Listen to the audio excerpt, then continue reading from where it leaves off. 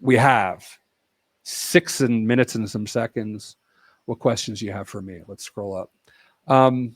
As a recruiter, how tough is it for a mid-career person with transferable skills to break into cyber?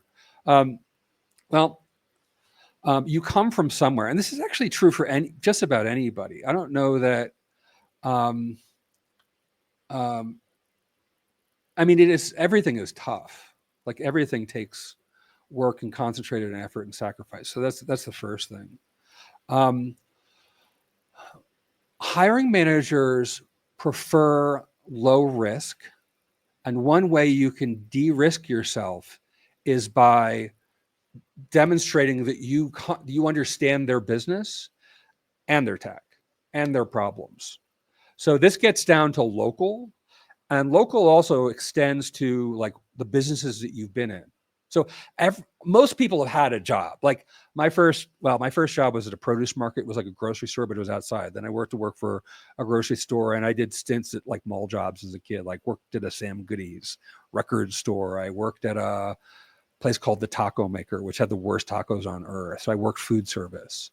By the time I was expelled from high school, I mean, they gave me a diploma, but like you really don't want me back. By the time I got to that point, I had experience in food service, in the music industry, because I worked for my dad because he had a wedding band. I was a roadie, so I had the sense of like how the wedding and events business worked. I understood how grocery business worked, and so I was well positioned for customer service, retail, and those industries. So what I did was I parlayed that into telephone customer support, right? I already did this intuitively. I'm like, what's like the customer service job that I want to work? And I got a job at a tuxedo wholesaler. Notice I had experience in the wedding and events business.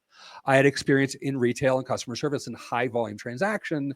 And I used that in the interview to get the job with Nationwide Formal Wear, which operates in like the Philadelphia, Delmarva area, right? So then I had that job, and then I took that job and I took it over to a company called that did support for customer service for the Vanguard Group, and people would call and say, hey, like what are the stats on my mutual funds today?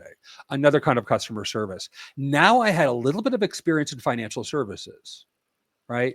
So these start to stack. I stack my industry experience. Now, when I've actually found a book. What got me into cyber was a book I picked up secondhand one summer at the Jersey Shore. I was like vacationing with my family, and it was called Den of Thieves. And it was about like Michael Milken and Ivan Boesky and all the stuff that happened around 1987. And it got me really interested in fraud and crime and financial services and like this kind of stuff. And so as I started shifting toward, and I actually did a stint, I got a Series 6. I was like selling mutual funds for a hot minute. I was terrible at it. It was just so bad. But I, again, stacked that, my interest in financial services and fraud. And eventually I wound up having, this is like a long other story, which we don't have time for.